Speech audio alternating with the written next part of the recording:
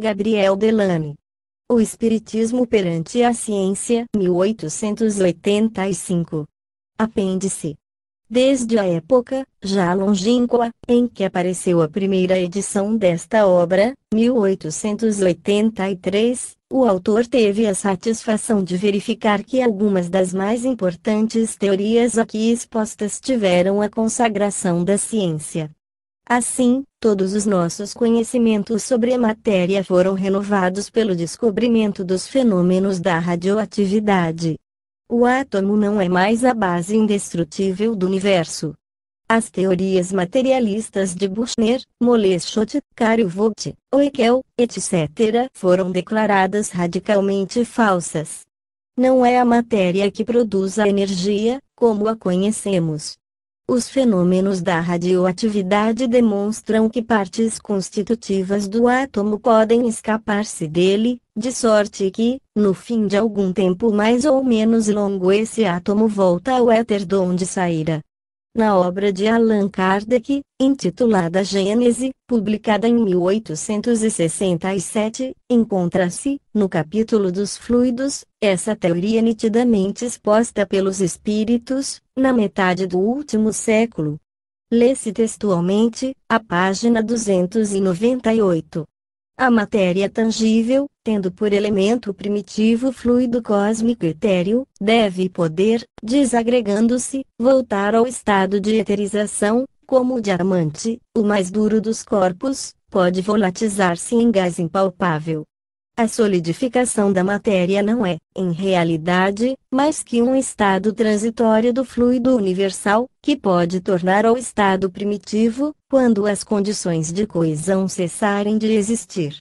É este um fato que deve fazer inspirar a maior confiança no valor intelectual e científico dos guias do grande iniciador. Além disso, tudo o que temos escrito sobre os fluidos, isto é, sobre os estados cada vez mais rarefeitos da matéria, é confirmado pela descoberta dos raios X e das ondas hertzianas, que são, incontestavelmente, manifestações dessas formas superiores da matéria cósmica, desconhecidas no último século. É bom também assinalar que o estudo das manifestações extracorpóreas do espírito, cuja importância já tinha sido assinalada por Allan Kardec e por nós, foi empreendido, desde 1883, pela Sociedade Inglesa de Pesquisas Psíquicas, Society for Psychical Research, e, depois, no Novo Mundo, pelo ramo americano dessa sociedade.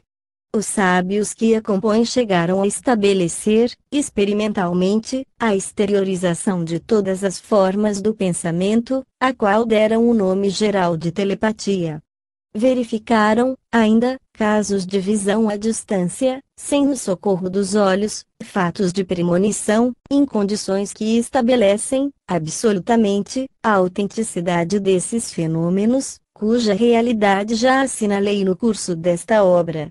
Melhor ainda, lendo os relatórios publicados pela sociedade, é fácil notar que o fenômeno de desdobramento do ser humano foi estabelecido com um luxo de provas que nada deixa a desejar. Demonstramos, no primeiro volume da nossa obra intitulada Aparições Materializadas dos Vivos e dos Mortos, que os fantasmas dos vivos são de indiscutível realidade, porque foram fotografados, o que não deixa dúvida alguma a respeito de seu caráter objetivo. Pode-se produzir experimentalmente essa duplicação do ser humano, resulta, pois, daí que a alma, mesmo durante a sua passagem sobre a Terra, está sempre associada a uma forma de matéria quintessenciada, o que justifica nossas afirmações relativamente à existência do perispírito. No segundo volume da mesma obra encontrar-se-ão documentos extremamente numerosos, que confirmam, por pesquisas ulteriores em todos os países, as notáveis experiências de materialização de Crookes. Assinalaremos, particularmente, as de Aksakoff com Eglinton e a Senhora de Esperance, depois, as pesquisas do Dr. Gibier, em Nova York, e as empreendidas durante 20 anos por uma legião de sábios, em companhia de Eusápia Paladino, principalmente no Círculo Minerva, em Genova, e, enfim, as do professor Richet Inos, em Argélia, na Vila Carmen. Vimos, pelos trabalhos de Crookes, que a realidade das manifestações resulta, primeiro, da vista coletiva do fantasma, por todos os assistentes. Segundo, das fotografias que puderam ser tiradas. Terceiro, das ações materiais exercidas pelo fantasma. Quarto, da visão simultânea da aparição e do médium. Quinto, enfim, a essas provas veio juntar-se outra, absoluta, a da moldagem de parte da aparição, moldagem insimulável, que é como um testemunho permanente da realidade objetiva do fantasma e do caráter realmente humano de sua materialização. Esses últimos resultados foram obtidos, a princípio, na América, pelo professor Denton, depois na Inglaterra, por Srs. Reimers e Osley, Aston e outros. Ver detalhes, as aparições materializadas dos vivos e dos mortos, tomo 2, capítulo 3, página 247. Ultimamente, resultados semelhantes foram obtidos com o médium Kruski, no Instituto Metapsíquico Internacional. Chegou-se a pesar, simultaneamente, ou sucessivamente, o médium e o espírito materializado, e percebeu-se que a matéria que compunha o corpo do fantasma era tomada quase totalmente ao corpo do médium. Nestes últimos anos, a Sra. Bisson estudou particularmente o início desse fenômeno, provocando a saída da matéria exteriorizada do médium, a qual se deu o nome de ectoplasma. O conjunto dos fenômenos da mediunidade obteve, de alguma sorte, uma consagração oficial, com o haver o professor Richet apresentado à Academia de Medicina, em 1922, sua obra Tratado de Metapsíquica.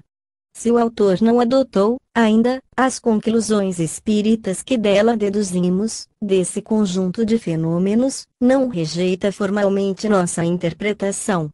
Tanto ele tem razão, que desde o último século, um grande número de homens de ciência adotaram formalmente a teoria espírita como a única explicação geral de todos os fenômenos. Na Inglaterra, tivemos a alegria de contar entre os novos adeptos homens tais como o ilustre psicólogo Mears, o professor Barrett, Sir Oliver Lodge, eminente físico, e, nos últimos tempos, o engenheiro Crawford, na América, o professor Islop, o Dr. Hodgson, na Itália, o célebre criminalista Lombroso, os doutores Pilfoa, Vesani, Scosi, Venzano, os professores Bottazzi, Broferil, Bosano, Tumolo, o astrônomo Porro e outros. Há um quarto de século vêm sendo empreendidas, sobre os fenômenos psíquicos, pesquisas em quase todos os países. Na França, Camille Flammarion publicou o resultado de seus trabalhos, em 3 volumes intitulados Antes da Morte, Em torno da Morte, Depois da Morte, sob o título geral A Morte e seu Mistério. Ele termina por uma afirmação nitidamente espírita. Na mesma ordem de ideias, o Arcollier nos dá, numa obra sobre a telepatia, o resultado de suas pesquisas e o Dr. Ostia afirma, no seu livro Conhecimento Supranormal, que certas pessoas têm a faculdade de apreender, anormalmente, o conhecimento de coisas que lhes são desconhecidas e de prever o futuro. Como se vê, não nos enganamos em nossas previsões, visto que esses estudos entram, enfim, no domínio da ciência. É uma profunda satisfação para os espiritistas verificarem que nenhuma de suas afirmações foi contraditada, vai para mais de meio século, e que, pelo contrário, as experiências empreendidas no mundo inteiro têm confirmado o valor de suas assertivas, tanto no ponto de vista experimental como filosófico. Graças à inteligência e generosa iniciativa de esclarecido filantropo, Jean Meyer, foi criado, em 1919 em Paris, 1. Um instituto metapsíquico internacional, reconhecido de utilidade pública, do qual fazem parte eminentes cientistas, tais como o professor Richet, o conde Gramont e o professor Leclanche, membros da Academia de Ciências, Camille Flammarion, o doutor Santo Líquido, o professor Tessier, o doutor Calmette, inspetor-geral do Serviço de Saúde, entre os membros estrangeiros, Olivier Lodge, Bozano, como diretor o doutor Gelei. 2. Na mesma data, a União Espírita Francesa, com sede em Paris, que, apesar de sua recente criação, reúne já 26 sociedades, de todas as regiões da França e das colônias. A essas duas instituições incumbe dar as bases científicas para o estudo do Espiritismo e a difusão de sua filosofia o mais vigoroso impulso. É pois com confiança que podemos considerar o futuro e o triunfo certo dessa grande e nobre doutrina. Fim do livro Gabriel Delany. O Espiritismo perante a Ciência, 1885.